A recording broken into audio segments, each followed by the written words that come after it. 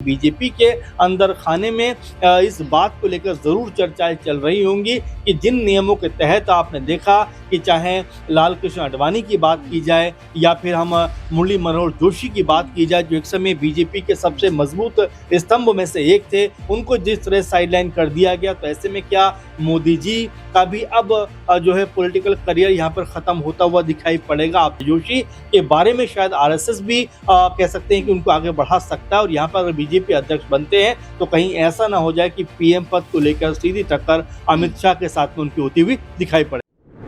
हमेशा से देखने को मिला है कि भारतीय जनता पार्टी पर संघ का प्रभाव रहा है और क्या यही प्रभाव नरेंद्र मोदी के हाथों से प्रधानमंत्री की कुर्सी को छीन लेगा?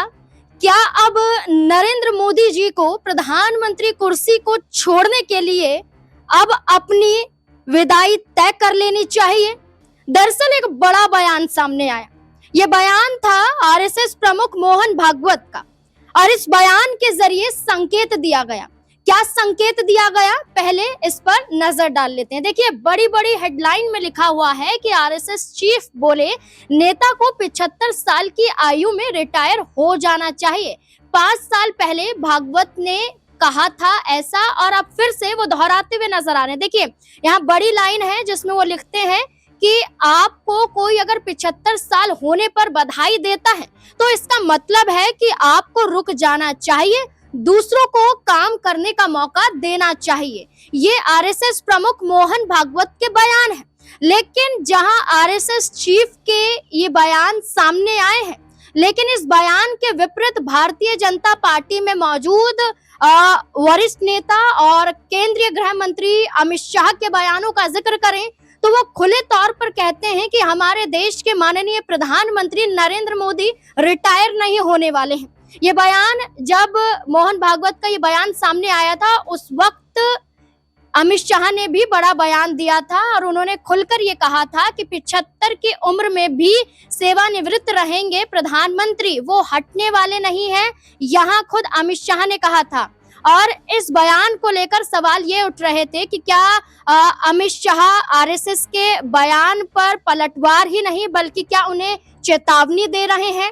लेकिन यहाँ सिर्फ अमित शाह के बयान तक हम सीमित नहीं रहेंगे, जहां उन्होंने ये कहा कि प्रधानमंत्री आगे भी ऐसे ही इस कुर्सी को संभालेंगे। लेकिन दिल्ली के पूर्व मुख्यमंत्री अरविंद केजरीवाल ने भी विधानसभा चुनाव से पहले एक बड़ी चिट्ठी आरएसएस प्रमुख मोहन भागवत को लिखी थी और इस चिट्ठी में कई बड़े सवाल भी किए थे।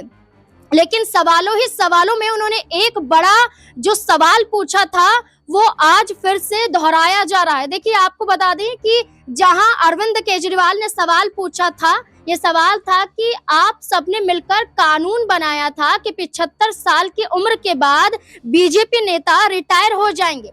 इस कानून का खूब प्रचार किया गया और इसी कानून के तहत आडवाणी जी, मुरली मनोहर जोशी जी जैसे कई कद्दावर बीजेपी नेताओं को रिटायर किया गया।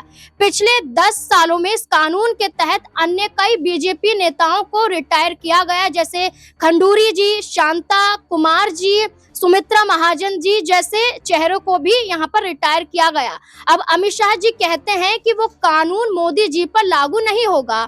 क्या इस पर आपकी सहमति है कि जिस कानून के तहत आडवाणी जी को रिटायर किया गया वो कानून अब मोदी जी पर लागू नहीं होगा? क्या सबके लिए कानून समान नहीं है? ये बड़ी बात है कि जहां अरविंद केजरीवाल ने कहा कि बीजेपी में रहकर बीजेपी द्वारा ये एक बड़ा नियम बनाया गया और इस नियम के तहत बीते कई सालों में कई नेताओं को पद से हटाया भी गया, मार्गदर्शन मंडल में भेजा गया। लाल कृष्ण आडवाणी इसका सबसे बड़ा उदाहरण है। लेकिन आज देखा जाए तो प्रधानमंत्री नरेंद्र मोदी को लेकर केंद्रीय गृह मंत्री अमित शाह के बयान फिर से दोहराए जा रहे हैं कि ये नियम प्रधानमंत्री पर लागू नहीं होते हैं। लेकिन इसके पलटवार में फिर से मोहन भागवत का ये बयान आना कि 75 साल की बधाई मिले तो अब आपको विदाई की तैयारी कर लेनी चाहिए। तो क्या सीधा संकेत है कि संघ का प्रभाव इतना है कि भाजपा शीर्ष नेतृत्व भी अब कुछ उनके खिलाफ कदम नहीं उठा सकता है? तो इससे जुड़े हुए जो सवाल हैं उन सवालों के जवाब लेने के लिए मेरे साथ मेरे वरिष्ठ सहयोगी अमन सर जुड़ चुके हैं। सर, ये जो तमाम बयान है इसको कैसे देखते हैं? चाहे अमित शाह का बयान हो, मोहन भागवत का बयान हो या अरविंद केजरीवाल का बयान। देखिए, बिल्कुल एक समय तक आप उरूज पे रहते हैं, आप एक मकाम पे रहते हैं, लेकिन आखिर में आपको फिर धरातल पे आना ही पड़ता है। और वही हशर कुछ इस समय अब दिखाई पड़ने लग गया है, क्योंकि मोदी जी के खिलाफ अभी आवाज़ें उठना कहीं ना कहीं इस बात का संकेत है कि भाई आप कुर्सी खाली करिए, क्योंकि ये नियम आप ही लोगों ने बनाया था कि 75 के बाद बीजेपी में कोई भी बड़े ओहदे पे नहीं रहेगा। लेकिन आपकी उम्र जब 75 की होने वाली है, तब आप तमाम तरह की बातें कहते हुए नजर आते हो, आप उस नियम से पीछे हटते हुए दिखाई पड़ते हो। और इसी बात को अब मोहन भागवत, जो आरएसएस प्रमुख है, यानी कि संघ की भूमिका किसी से छुपी हुई नहीं है, कि संघ की लिखी हुई स्क्रिप्ट ही बीजेपी पढ़ती हुई दिखाई पड़ती है। यानी कि अगर बीजेपी सामने है तो पर्दे के पीछे आरएसएस पूरा काम करती हुई दिखाई पड़ती है। अगर यहाँ इतना बड़ा स्टेटमेंट मोहन भागवत की तरफ से दिया गया है तो वो यूं ही नहीं दिया गया है, उसके अपने मायने हैं। आप दरअसल देखिए, बीजेपी में जो एक लगातार ये बात कही भी जा रही है कि भाई 75 के बाद आदमी बहुत ज़्यादा एक्टिव नहीं रहता है, कई तरह की चीज़ें होती हैं जहां पर उसको आराम की ज़रूरत होती है। और यही बात मोहन भागवत भी कह रहे हैं कि भाई अब ये 75 की अगर उम्र पूरी होती है, क्योंकि मोहन भागवत भी 11 सितंबर को 75 के होने वाले हैं, और यही बात वो कहते हुए दिखाई पड़ रहे हैं कि अगर 75 की उम्र होती है तो ऐसे में जो बधाई नहीं बल्कि विदाई का ये वक्त होता है। और पॉलिटिकल तौर पे अब जो लोग बहुत ज़्यादा एक्टिव हैं, पदों पर बैठे हुए हैं, बड़े ओहदों पर बैठे हुए हैं, उनको दूसरों के लिए जगह खाली करनी चाहिए। अब दूसरे कौन हैं? क्या वो अमित शाह हैं? क्या वो योगी जी हैं? क्या वो नितिन गडकरी हैं? उनका इशारों में ये कहना कहीं ना कहीं ये बताता है कि बीजेपी के अंदर खाने में इस बात को लेकर ज़रूर चर्चाएं चल रही होंगी कि जिन नियमों के तहत आपने देखा कि चाहे लाल कृष्ण आडवाणी की बात की जाए या फिर हम मुरली मनोहर जोशी की बात की जाए, जो एक समय बीजेपी के सबसे मजबूत स्तंभ में से एक थे, उनको जिस तरह साइडलाइन कर दिया गया, तो ऐसे में क्या मोदी जी का भी अब जो है पॉलिटिकल करियर यहाँ पर खत्म होता हुआ दिखाई पड़ेगा? आप देखिए, इस बात को लेकर बीते समय जब अरविंद केजरीवाल ने कहा था, खूब हो हल्ला मचता हुआ नजर आया था, कई सारी बातें इसको लेकर कही गई थी। लेकिन अब जिस तरीके से आप देखेंगे, अमित शाह भी कुछ दिनों पहले कहते हुए नजर आए कि भाई मैं रिटायर हो जाऊंगा तो कुछ ऐसा करूंगा।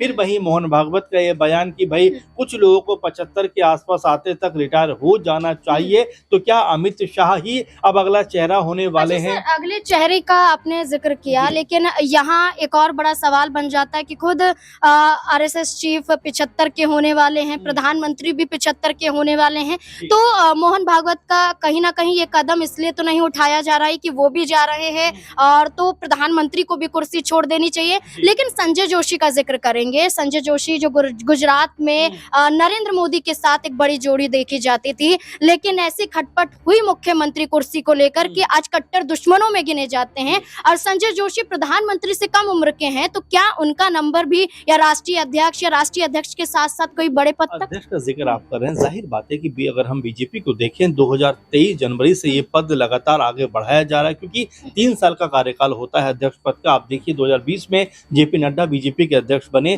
3 साल उनके जनवरी 2023 में खत्म हो गए। लेकिन अगर उस चीज को देखा जाए तो अब लगभग 3 साल होने को आ गए जब उनका कार्यकाल धीरे धीरे आगे बढ़ाया जाता रहा, और अब लगभग 3 साल होने के करीब आ गए, यानी कि 2 टर्म उन्होंने पूरे कर लिए। तो ऐसे में आखिर बीजेपी के सामने क्या सवाल है? क्या यहाँ पर संजय जोशी को ना बनाया जाए? इसलिए बीजेपी में ये जो है कह सकते हैं कि टाइम को लगातार आगे बढ़ाया जा रहा है, क्योंकि संजय जोशी के बारे में ये भी कहा जाता है कि मोदी जी के अगर सबसे बड़े कोई कॉम्पिटिटर हैं तो वो संजय जोशी हैं। कहीं ऐसा तो नहीं कि संजय जोशी अगर बीजेपी के अध्यक्ष बन जाते हैं एक तरीके से, तो यहाँ वो पीएम पद के भी दावेदार हो जाएंगे, क्योंकि यहाँ उम्र का भी तकाजा देखिए, तो संजय जोशी और अमित शाह लगभग एक उम्र के नजर आते हैं। तो यहाँ पीएम पद को लेकर एक बड़ी खींचतान दिखाई पड़ेगी। और जो बयान दिया गया है, क्या इसका रिलेशन इसी बात से कहीं नजर आता है? तो देखिए, जो बात मोहन भागवत ने कही है, चूंकि आरएसएस का दखल बीजेपी के लिए कितना रहता है, ये इससे हर कोई वाकिफ है कि जो आरएसएस चाहता है बीजेपी बीजेपी के अंदर वो होता हुआ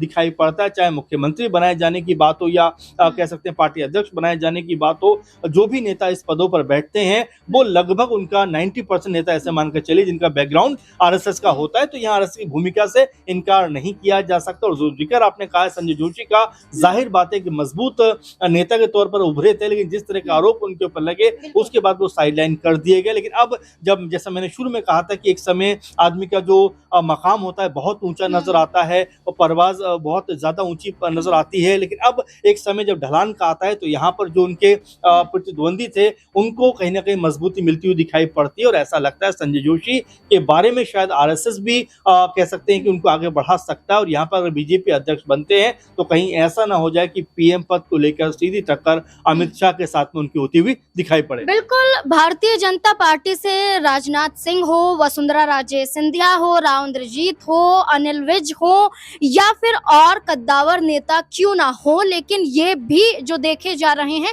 ये कहीं ना कहीं 75 साल की रेस में ही है। लेकिन जो सबसे ज्यादा तवज्जो दिया जा रहा है वो प्रधानमंत्री नरेंद्र मोदी पर दिया जा रहा है, क्योंकि अब 17 सितंबर 1950 को जन्मे प्रधानमंत्री नरेंद्र मोदी का फिर से जन्मदिन आने वाला है और 75 साल के हो जाएंगे हमारे प्रधानमंत्री। और ऐसे में देखा जाए तो अब क्या इशारा नरेंद्र मोदी जी को लेकर आरएसएस प्रमुख मोहन भागवत का है और संजय जोशी को लेकर क्या फिर से आगे आने की कवायद है? जो मुख्यमंत्री नहीं बन पाए गुजरात के, क्या प्रधानमंत्री कुर्सी तक पहुंचने का सपना देखने वाले संजय जोशी को क्या मोहन भागवत अब आगे करके रहेंगे और क्या इसी और इशारा किया जा रहा है? इस पूरे मुद्दे को लेकर क्या लगता है आपको? अपनी राय कमेंट सेक्शन में जरूर दें। देखते रहे एसपीएन 9 न्यूज़। धन्यवाद।